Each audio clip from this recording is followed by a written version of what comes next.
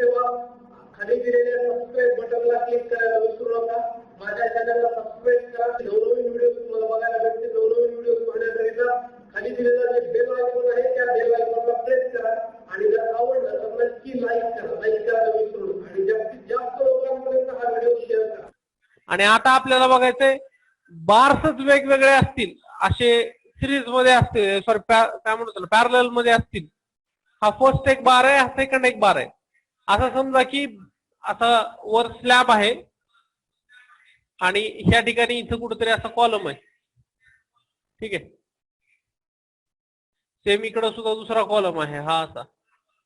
हे असे दोन्ही एंड केलेले आहेत आणि हे दोन्ही नंतर परत खाली काय केलेलं आहे, एक दुसऱ्याला पॅक बांधलेलं आहे ह्याला. ठीक आहे, हे तर स्वतःच काहीतरी वेट असेल आणि ह्याला फोर्स लावला, ह्याला तुम्ही ओढलं खाली, तर काय होणार आहे, हा टोटल पार्ट खाली सरकतो असा. हा दोन्ही कुठलाही एक सरकत नाही, दोन्ही सरकणार आहे. म्हणजे त्याचा अर्थ काय झाला, हा जर पहिला बार असेल आणि हा जर दुसरा बार असेल तर पहिल्या बार मध्ये चेंज होणारी लेंथ डेल्टा L1 आणि दुसऱ्या बार मध्ये चेंज होणारी length that is delta L2. So पहिली चेंज इन लेंथ, पहिल्या बारची चेंज इन लेंथ आणि दुसऱ्या बारची चेंज इन लेंथ ही कशी असणार आहे, सेमच असणार आहे. कारण वरती हे दोन्ही फिक्स आहेत आणि खाली हे लटकणार आहेत. ह्याला आपण ओढलं दोन्हीला सेमच रोड लावून पॅक करून, तर असं क्रॉस मध्ये येणार नाही. दोन्हीच्या दोन्ही कसं येईल, सेम स्ट्रेटली खाली. म्हणजे इथं सुद्धा तुम्ही पाहू शकतात, इथं दोन बार दिलेले आहेत असेच वरच्या साईडला फिक्स केलेले आहेत. पहिला बार आणि दुसरा बार आहे, कुठल्या तरी वेगवेगळ्या मटेरियलचे असतील, स्टील, ब्रास, स्टील, कॉपर किंवा अल्युमिनियम, कॉपर, अल्युमिनियम, आयर्न, असे वेगवेगळ्या काय म्हणू त्याला मटेरियल्सचे हे दोन बार्स आहेत. दोन असतील, तीन असतील, चार असतील, असे वेगवेगळे बार्स असतील. ठीक आहे, लेंथ, पहिल्याची लेंथ दिलेली L1, एरिया A2 आणि young modulus E1, sorry area A1, L1 A. परत मी काय सांगत होतो, पहिला आणि दुसरा बार असे दोन बार आहेत. खाली एक P लोडचा असा एक ब्रॅकेट म्हणजे त्याला मास कनेक्ट केलेला आहे. पहिल्याची लेंथ L1, दुसऱ्याची L2, पहिल्याचा एरिया A1, दुसऱ्याचा A2, पहिल्याचा यंग मॉड्युलस E1, दुसऱ्याचा E2. मग आता हा लोड लावला, हा काय होणार आहे, खाली डिस्प्लेस होणार आहे. मग खाली येणार, किती ना खाली येणार, तर इकडचा पार्ट हा येणार डेल्टा L1, तर इकडचा पण पार्ट किती येणार, सेम पार्ट आहे तो, that is delta L2. So हे सेम आलेलं आहे, युनिफॉर्मली डिस्प्लेस झालेलं आहे. म्हणजे आपल्याला फर्स्ट इथं कळालं की change in bar, change in bar one length is equal to change in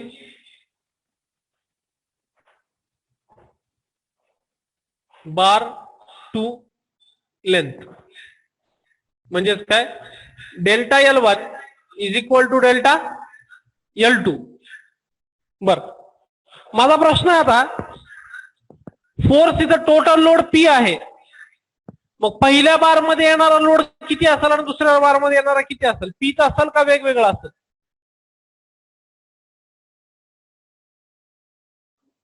सांगा.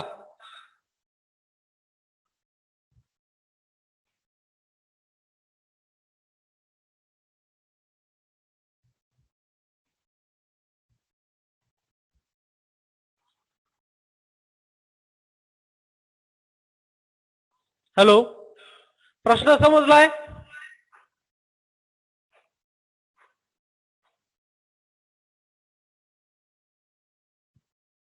हे बघा, परत एकदा सांगतो, हे दोन जे आहेत, हा एका माणूस पकडा, असा एखादा माणूस आहे आणि त्याचे दोन पाय आहेत हे खालचे, या दोन्ही पायाला मिळून असं काहीतरी एखादी फळी बांधली खाली, right.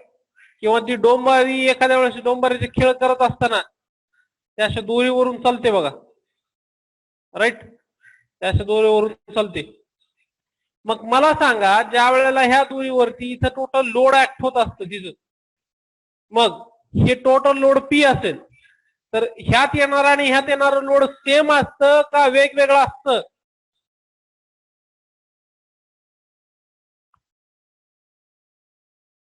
Same in the sense दोन्हीची व्हॅल्यू Same. सेम असं विचारतोय मी. पी इतकंच असतं का पी पेक्षा काही वेगळं असणार आहे?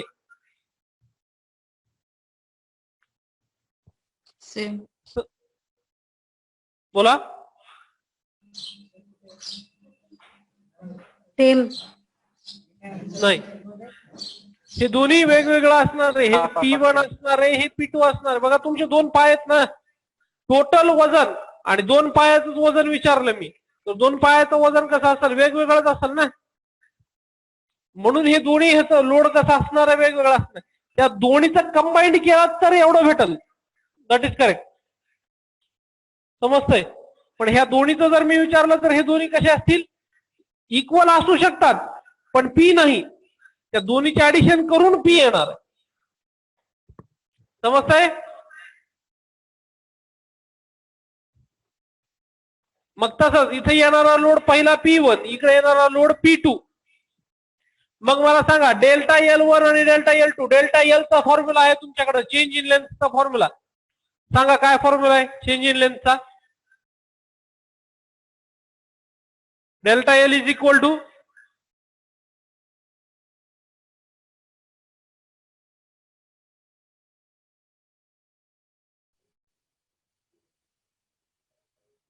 हॅलो सांगा, फास्ट सांगा, चुकू द्या, सांगा. P1 L1 upon A1 E1. थोडा लाऊडली. बरोबर आहे, थोडं लाऊडली. P1 L1 upon A1 E1. Right. P1 L1 upon A1 E1 हे पहिल्यासाठी झालं. दॅट इज इक्वल टू दुसऱ्यासाठी P2 L2 divided by A2 E2. बर, ह्याच्यामध्ये जर आता सपोज P1 बाय A1 म्हणजे काय असणार आहे तुमचा? Stress in first part sigma 1 L1 by E1 that is equal to sigma 2 L2 by E2. जर इथं आता दिलेल्या डायग्राम मध्ये जर असं आहे की लेंथ L1 आणि L2 ह्या दोन्ही कशा सेम आहेत. जर L1 आणि L2 ह्या दोन्ही कशा असतील? सेम असतील. इफ L1 आणि L2 सेम असतील तर हे दोन्ही काय होतात? कॅन्सल होतात. म्हणजे दोन कॅन्सल झाले. शिल्लक काय राहतं? Sigma 1 by E1 is equal to sigma 2 by E2. So sigma 1 is equal to E1 by E2 and that is into sigma 2. समजतंय? कळतंय? आता इथं काय आलेलं आहे? E1 बाय E2 आलेलं आहे. E1 बाय E2 म्हणजे याचा अर्थ काय? E1 म्हणजे काय? पहिल्या मटेरियलचा यंग्स मॉड्युलस डिवायडेड बाय दुसऱ्या मटेरियलचा Young's modulus. If we take the ratio of, परत एकदा सांगतो, if we take the ratio of two different materials Young's modulus, if we take the ratio of two different Young's modulus, then that ratio we are going to say it as a modular ratio. ह्यालाच काय म्हणलं जातं? E1 by E2. ह्याला काय म्हणणार आहात तुम्ही? सांगा. Modular ratio. Modular ratio. लक्षात ठेवा, एमसीक्यू टाइप मध्ये क्वेश्चन असू शकतात. E1 by E2 और ES by EC, EB by EC, EA by EB असे काही क्वेश्चन असू शकतात. Young's modulus of brass divided by Young's modulus of steel is known as Young's modulus, modulus of elasticity, modulus of rigidity और modular ratio असं असतं. ठीक आहे? तर त्यानुसार तुम्हाला ते व्यवस्थित ऑप्शन चूज करायचे किंवा डेफिनेशन म्हणून सुद्धा विचारलं जातं what is modular ratio, explain it. ठीक आहे? बर, मॉड्युलर रेशो कळाला असेल. हे फर्स्ट पार्ट आला इथं तुम्हाला. आता दुसरा पार्ट, त्या प्रॉब्लेमचा दुसरा पार्ट. सिग्मा 1 आणि सिग्मा 2 भेटत नाही तुम्हाला. सिग्मा 1 फक्त काय झालेलं आहे, एक व्हॅल्यू आलेली sigma 1 is equal to E1 by E2 into sigma 2. For this we will put it as equation 1. आता दुसरा मला सिग्मा 1 आणि सिग्मा 2 काढायचा आहे. कसा काढायचा? तर total load is equal to load in bar 1 plus load in bar 2, म्हणजे टोटल लोड P असेल तर that is P1 plus P2. असंच आहे ना, मग अशी सांगितलं होतं मी, दोन पाय आहेत, दोन्ही पायाचं ऍडिशन मिळून टोटल लोड होईल, पण ह्याच्यातलं आणि ह्याच्यातलं that is will be P total मिळून, आणि हे दोन्ही सेपरेट सेपरेट म्हणलं तर ह्याचं P1 ह्याचं P2.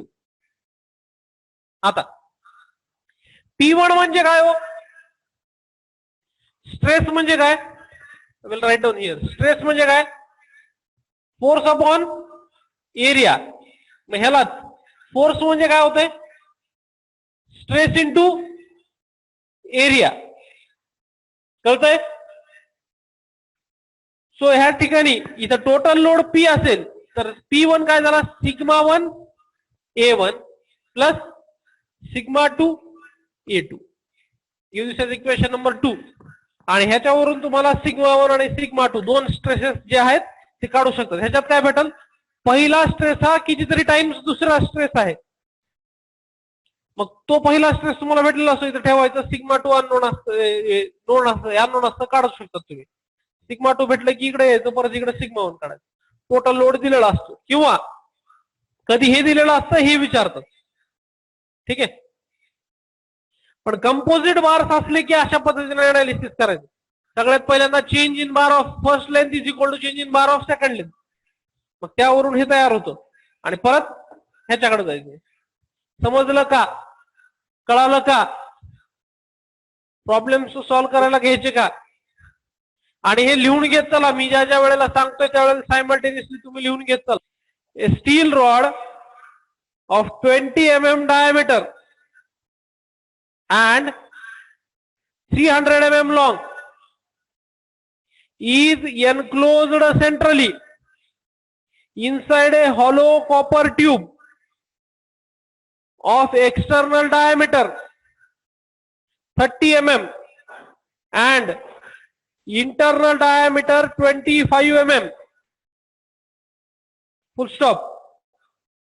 Take ends of the tube and rods are brazed, BRAZED, brazed together or braced together, and composite bar is subjected to an axial pull of 40 kilonewton. Full stop. Find the stresses developed in the rod and tube. Find the stresses developed in the rod and tube. Full stop. Also find the extension of the rod. Also find the extension of the rod. Full stop. Take E suffix S, Young's modulus for steel, 200 gigapascal, and E for copper, C, EC, E suffix C is equal to 100 gigapascal. I will read quickly. A steel rod of 20 mm diameter and 300 mm long is enclosed centrally inside a hollow copper tube of external diameter 30 mm and internal diameter 25 mm.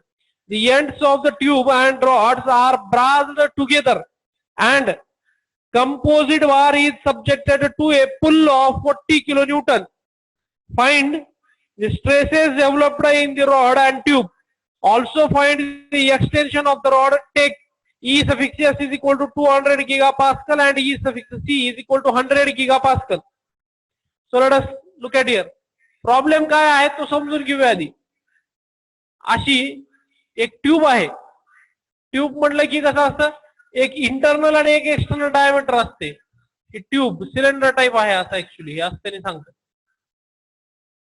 Let it be, जे काय असेल ते. ह्या tube मध्ये त्यांनी सांगतंय इथे एक रॉड आहे. रॉड कसला रॉड आहे? स्टीलचा रॉड आहे म्हणते. हा स्टीलचा रॉड आहे.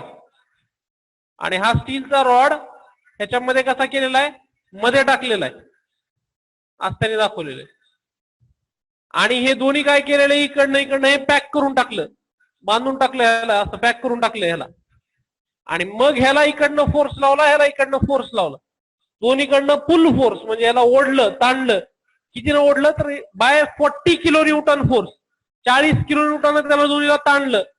40 किलो न्यूटनला ताणल्यानंतर ट्यूब मध्ये येणारा स्ट्रेस आणि त्या रॉड मध्ये येणारा स्ट्रेस किती असेल, असा प्रश्न आहे. ठीक आहे, 2D डायग्राम काढतो आपली, लक्ष देईल. बर, एक स्टील रॉड. ठीक आहे, स्टील रॉड म्हणजे मधल्या साईडला आहे.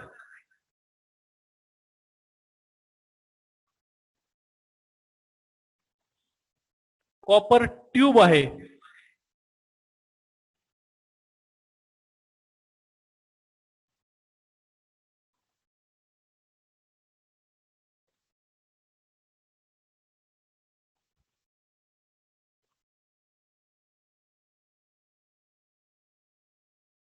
हे थिकनेस म्हणजे ट्यूब, हे दोन्ही साईडनं काय केलेलं आहे? फिक्स केलेलं आहे. ह्या ट्यूबची एक्सटर्नल डायमीटर किती आहे सांगा?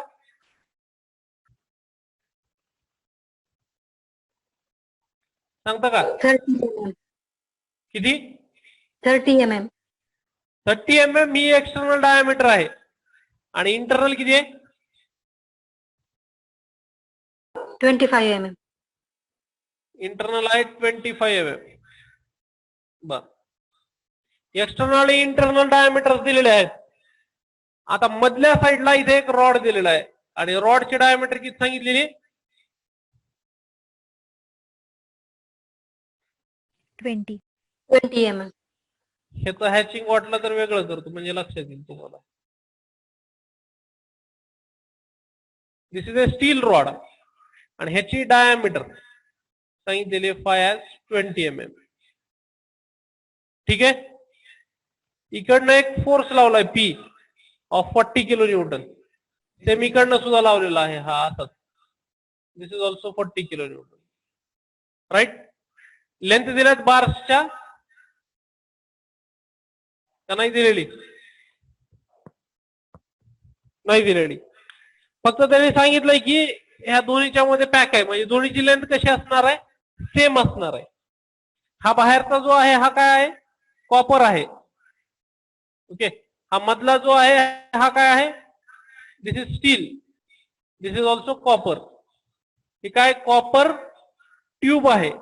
कॉपरची काय आहे? ट्यूब आहे. आणि स्टीलचा काय आहे? रॉड आहे.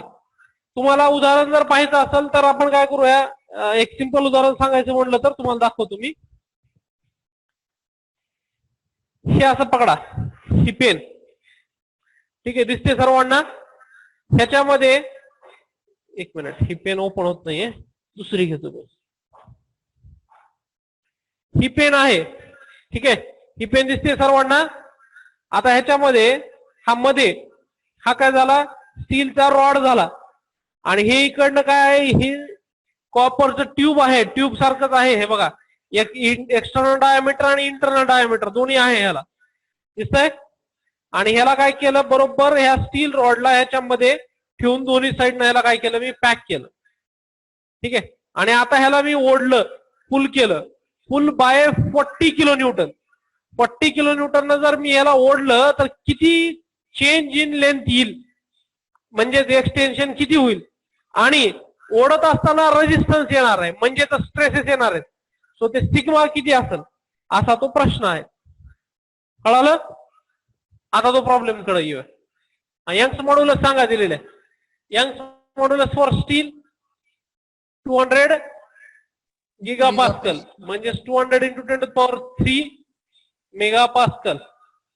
त्यानंतर Young's modulus for copper 100 gigapascal, म्हणजे 100 × 10⁻³ मेगापास्कल. येस, टोटल लोड दिलेला आहे P, that is 40 kilo Newton. ठीक आहे, लेंथ तर सेम आहे. ट्यूबचा एरिया जर काढा म्हणलं, area for copper, so diameter, external diameter of the copper is 30 mm and internal diameter of the copper is 25 mm. Then area for the copper is pi by 4 into 30 square minus 25 square. कारण तो tube आहे, hollow आहे, तो सांगा किती येतो area for copper. आणि त्यानंतर डायमीटर फॉर स्टील द्यावं given, diameter of the steel that is 20 mm आणि त्यासाठी एरिया येतो पाय बाय 4 इंटू 20 स्क्वेअर. हा पण एरिया सांगा, एरिया सांगा दोन्हीचे किती आले. 215.98. 15.98. 215.98 mm स्क्वेअर. शक्यतो 3 डेसिमल पर्यंत सांगत चला मला आन्सर. आहे का पुढे काही? 4 875. 4 987 बर mm स्क्वेअर. आणि हे करा कॅल्सी 3 डेसिमल ला फिक्स ठेवायची, म्हणजे ऑटोमॅटिकली राऊंड करून 3 डेसिमल पर्यंत आन्सर्स येतात. सांगायचं पाय बाय 4 20 स्क्वेअर किती येत आहे?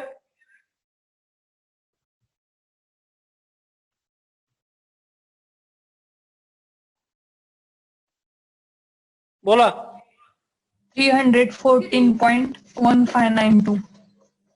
314.159 mm. 149. 149 म्हणजेच 15 त्याला राऊंड करू शकतो आपण, म्हणजे लास्टला नाही नसलं तर पुढची टर्म येते ते राऊंड होतं. ठीक आहे, 314.15 आलं. आता आपल्याला माहिती आहे पहिल्या याच्यासाठी delta L1 is equal to delta L2, कारण हे कसं आहे कंपोजिट वार आहेत. त्याला ताणलं तर पहिल्याची चेंज इन लेंथ कॉपर ट्यूबची आणि तेवढीच स्टील रॉडची पण चेंज इन लेंथ असणार आहे. म्हणून इथं कसं असणार आहे, डेल्टा L1 च्या ऐवजी होणार delta L for steel is equal to delta L for copper.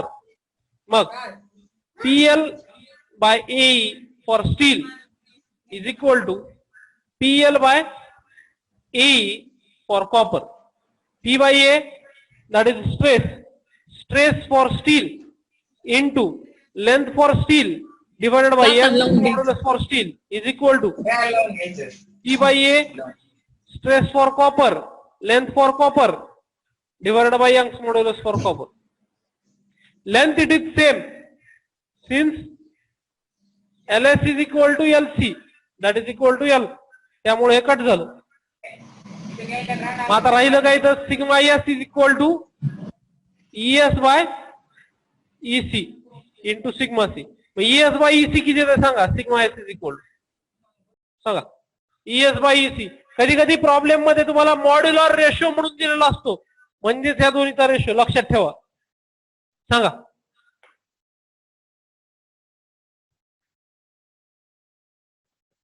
ES किती आहे 200 into 10 to the power 3 divided by EC is 100 into 10 to the power 3 into sigma C. 10 to the power 3 cutler 100 it is 1, here it is 2. So sigma S that is 2 times sigma C. हे एवढा पहिला part आला आपला first. Check करा. आता पुढचा part आपल्याला माहिती आहे total load P is equal to P1 plus P2, पण P1 च्या ऐवजी तर काय load in steel is equal plus load in copper. मग total load P is equal to PS म्हणजे sigma S into AS plus sigma C into AC.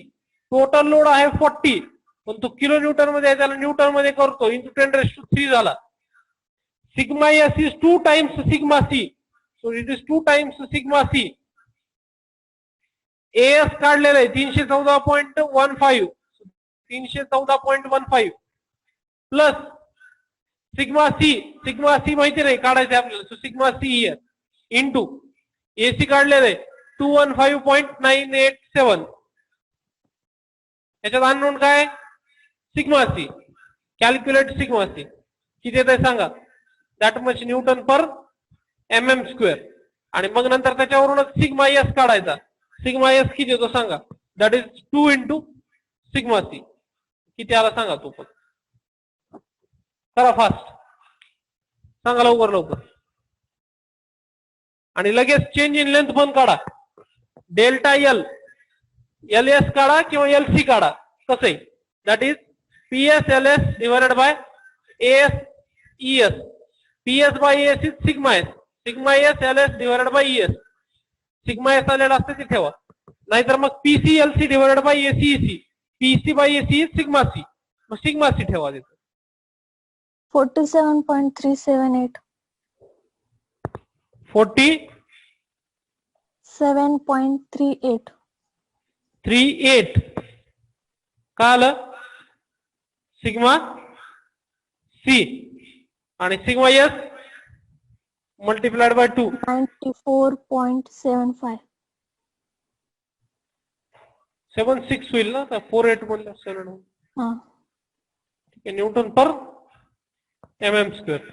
आणि इथं आता 94.76 इंटू लेंथ कुणीच सांगितलं नाही मला, लेंथ दिली आहे ना प्रॉब्लेम मध्ये. दॅट इज 300 mm लॉंग असा उल्लेख आहे. A steel rod of 20 mm diameter and 300 mm long असा प्रॉब्लेम आहे. सो लेंथ किती आहे, 300 divided by Young's modulus, here it is 200 into 10⁻³ so delta L किती आला सांगा. तेवढंच तुमचं कॉपरचं जरी घेतलं तरी तेवढीच व्हॅल्यू यायला पाहिजे. सांगा डेल्टा एल सांगा. 0.142. 0.142 142. युनिट.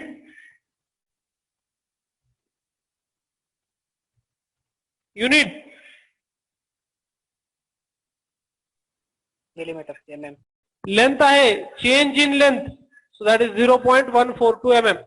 तुम्हाला काय काय विचारलं होतं, की चेंज इन लेंथ किती येते, हे स्ट्रेस किती येतात, एवढंच तुम्हाला विचारलं होतं प्रॉब्लेम मध्ये. So hence the problem is finished. कळाला का, समजला का, काही डाऊट आहे का सांगा, विचारा. मग आपण पुढचा प्रॉब्लेम पाहूया. You can write down the next problem.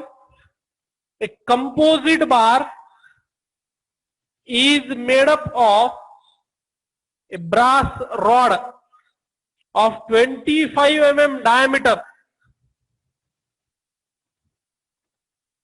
A brass rod of 25 mm diameter enclosed in a steel tube. Enclosed in a steel tube of 40 mm external diameter and 30 mm internal diameter. Full stop. The rod and tube being coaxial and equal in length are securely fixed at each end. The rod and tube being coaxial and equal in length are securely fixed at each end. Full stop. If the stress in brass and steel, if the stress in brass and steel are not to exceed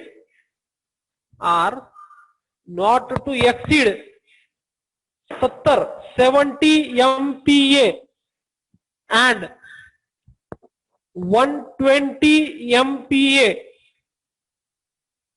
respectively. Full stop. Find the load P. Find the load P, comma, the composite bar can safely carry. Full stop. Also find the change in length. Also find the change in length. If composite bar is 500 mm long, if the composite bar is 500 mm long, full stop, take ES, Young's modulus for steel, is equal to 200 gigapascal, and Young's modulus for brass, that is EB, capital E suffix B, is equal to 80 gigapascal, 80 gigapascal.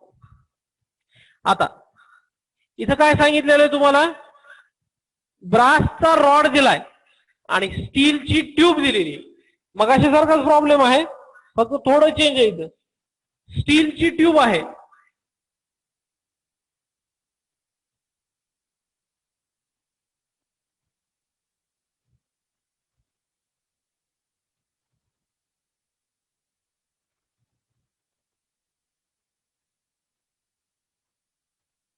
हे समजून घ्या. आता मी काय फार expert नाही drawing मधला.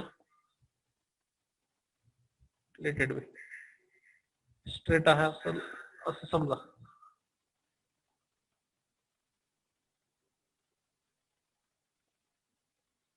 ठीक आहे.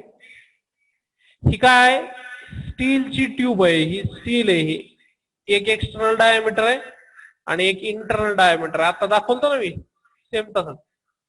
मग याचं एक्सटर्नल डायमीटर सांगा स्टीलची किती आहे सांगा. 40. किती? 40 mm. 40 40 mm. आणि इंटरनल किती आहे? 30 mm.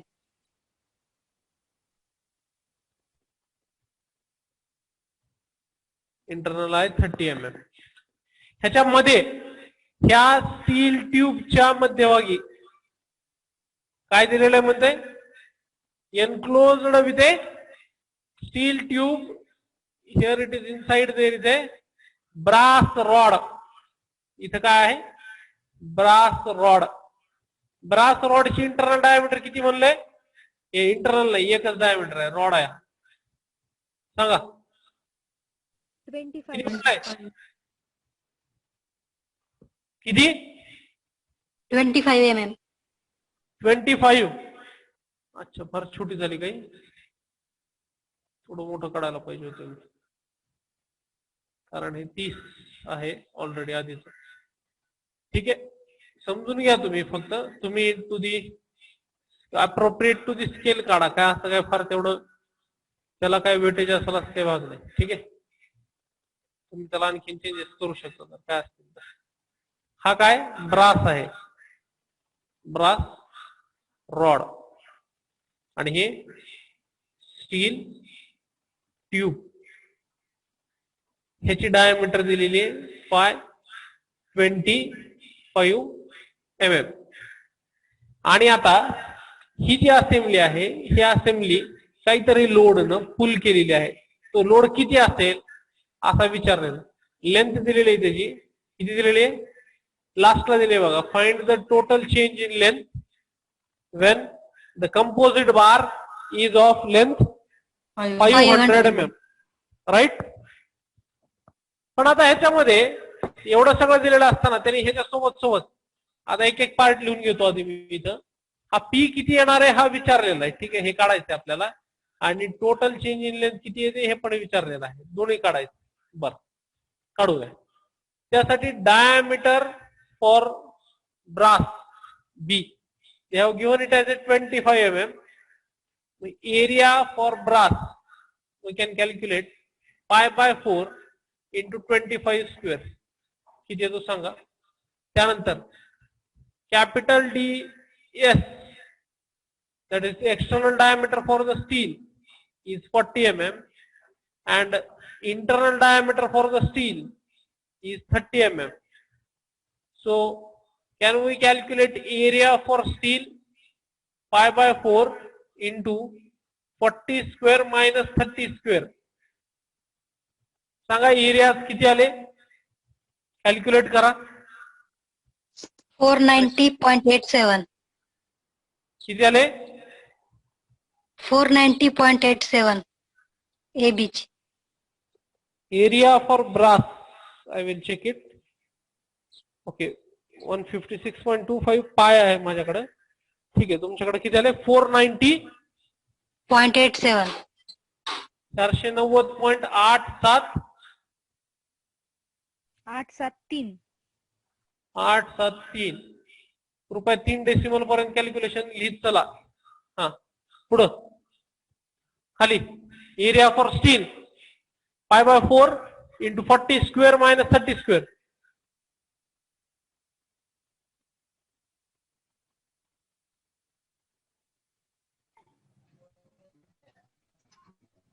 $549.7787. किती म्हणले? 549.77. 549. 549. हो. 549.777. बरोबर आहे का बघा? 549.777 असंच आहे का? 7.778. 778. हो. बरोबर आहे का? सर्वांचं आलंय का? कुणाचं वेगळं आलं असेल तर आता सांगा. बरोबर आहे. बरोबर आहे. ठीक आहे. लेंथ दिलेली आहे 500 mm. लेंथ 500 mm दिलेली आहे. ह्याच्या सोबत त्यांनी आणखी 2 गोष्टी दिलेल्या आहेत. सिग्मा अलोएबल, सिग्मा एस अलोएबल आणि सिग्मा बी अलोएबल, या 2 गोष्टी त्यांनी दिलेल्या आहेत आपल्याला. सिग्मा एस अलोएबल म्हणजे stress in steel is not to exceed आणि stress in brass is not to exceed असं काहीतरी दिलेलं आहे. किती दिलेलं आहे सांगा? सिग्मा एस अलोएबल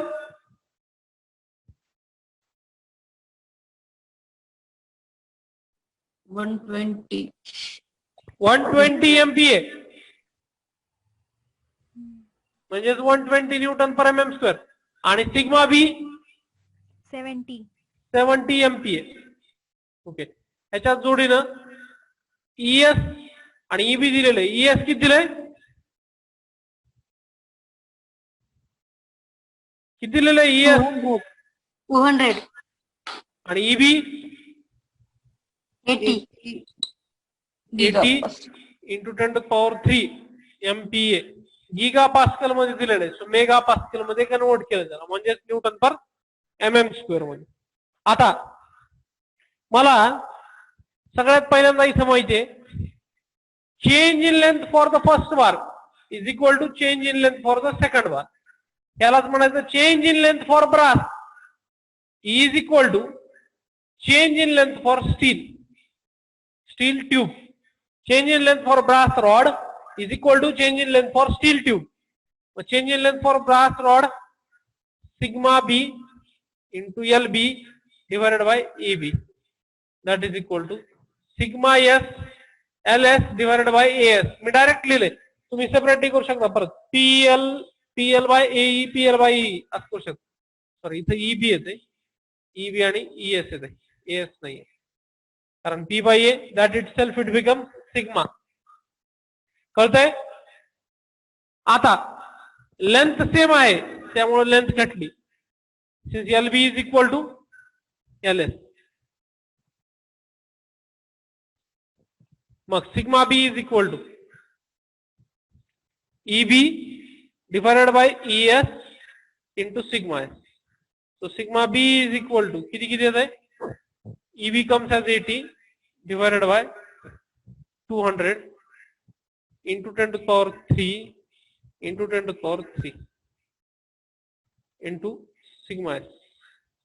किती होत आहे? 80 डिवायडेड बाय 200 किती आलं?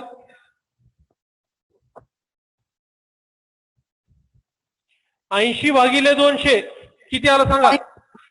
0.4. किती आलं? 0.4. हे दिसत नाहीये का?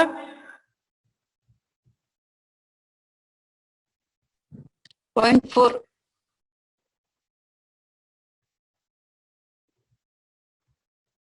0.4 सिग्मा एस गिव्ह दिस एज इक्वेशन नंबर 1. करेक्ट आहे का बघा? 0.4 sigma S. Is it correct? Yes. Yes. Okay. Yes. आता पुढचा पार्ट करतो मी. दॅट इज टोटल लोड कडे जायचंय, पण त्याआधी मला इथं स्ट्रेसचे व्हॅल्यू झालेले आहेत. मला चेक करायचंय की कुठली व्हॅल्यू ठेवल्यानं काय येतं. आपण मागच्या वेळेस एक प्रॉब्लेम पाहिला होता बघा, असा अलोएबल स्ट्रेस दिलेला असताना त्यावेळेला दोन्ही व्हॅल्यूज चेक करून आपण मगच पुढे गेलो होतो की कुठली घ्यायची. त्यावेळेला लोड साठी होतं, आता इथं स्ट्रेस साठी आहे. बघा, put sigma S in this equation 1, that is 120 MPa. Then sigma b किती होत आहे? 0.4 into 120 किती आलं सांगा? and put sigma b is equal to 80 MPa. then what is your sigma s? that is 80 divided by 0.4 येते हे, कारण हे 0.4 इकडे जातं आणि सिग्मा एस काढायचं. आन्सर सांगा. 48. किती आलं पहिलं? 48. 48 आणि खालचं 80 डिवायडेड बाय 0.4 200. किती आलं? 200. 200. ओके. मला सांगा आता, ह्या आलेल्या व्हॅल्यूज आहेत तुमच्या. ही आलेली व्हॅल्यू आहे, ही पण आलेली व्हॅल्यू आहे, राईट. अलोएबल किती दिलेली आहे पहा. सिग्मा एस हा 120च्या पुढे जाऊ शकत नाही म्हणतंय. मग दुसऱ्या ह्याच्यामध्ये sigma S it is greater than 120, so it is less than sigma s allowable. Hence असं दिलायचं, hence not safe. हे घ्यायचं ना. मग वरचं बघा, आता वरचं कॅल्क्युलेशन. सिग्मा एस 120 दिलेला असताना सिग्मा बी काढून पाहिलं तर सिग्मा बी हे 70च्या पुढे जायला नको. It shall not exceed 70 MPa. मग किती येते? 48 MPa. म्हणजे 70 पेक्षा कसं आहे? कमीच आहे ना. Here it is, sorry, this is greater than sigma S available आणि this is less than sigma B allowable. Less than आलं. लेस दॅन आल्यामुळं काय करायचं आपल्याला? हेन्स सेफ अँड ओके म्हणायचं. मग कोणती व्हॅल्यू घेणार तुम्ही आता? सिग्मा एस म्हणजे कोणती घेणार? सिग्मा एस म्हणजे घ्यायचं तुम्हाला, देन इथं परत एकदा लिहायचं सिग्मा एस 120 MPa ही व्हॅल्यू घ्यायची आपल्याला. अँड सिग्मा बी कुठलं घेणार तुम्ही? तर इथलं 48 MPa. ह्या तुमच्या व्हॅल्यूज झाल्या स्ट्रेसच्या फॉर युअर कॅल्क्युलेशन. पुढचं समजलं? पहिल्यांदा आपण change in length for brass is equal to change in length for steel केलं, त्यावरून एक रिलेशन भेटलं आणि त्यावरून सिग्मा एस आणि सिग्मा बी फायनल केलं. मग आपल्याला विचारलेलं काय? टोटल लोड विचारलेला आहे. टोटल लोड कसा काढतात सांगा? Total load is equal to P is equal to PB plus PS किंवा P1 प्लस P2. पीबी म्हणजे किती?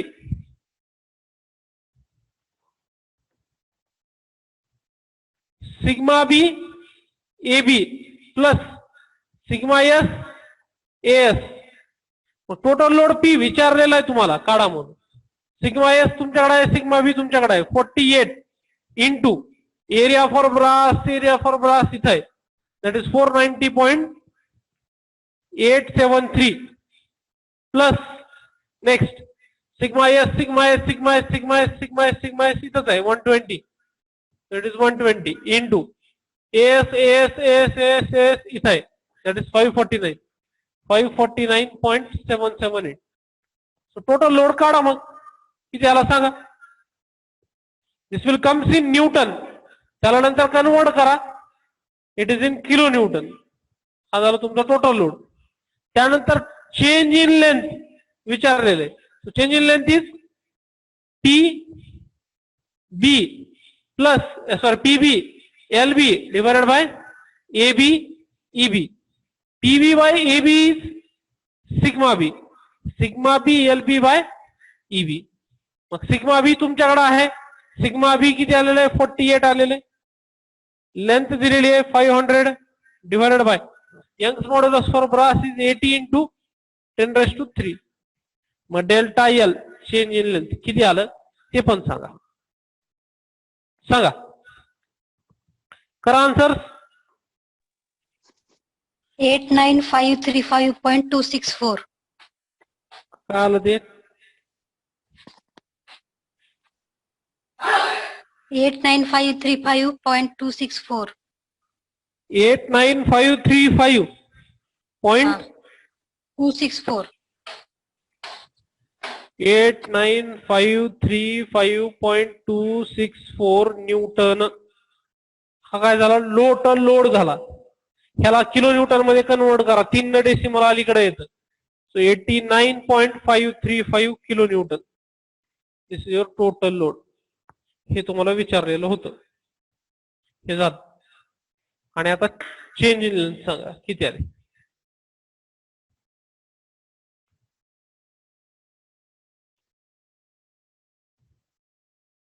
सांगा change in length.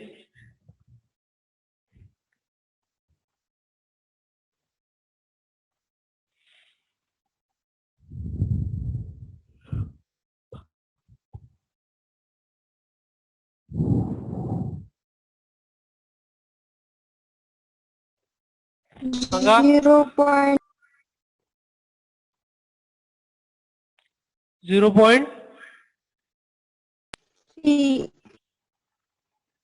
0.3. Okay, this will comes as 0.3 आणि युनिट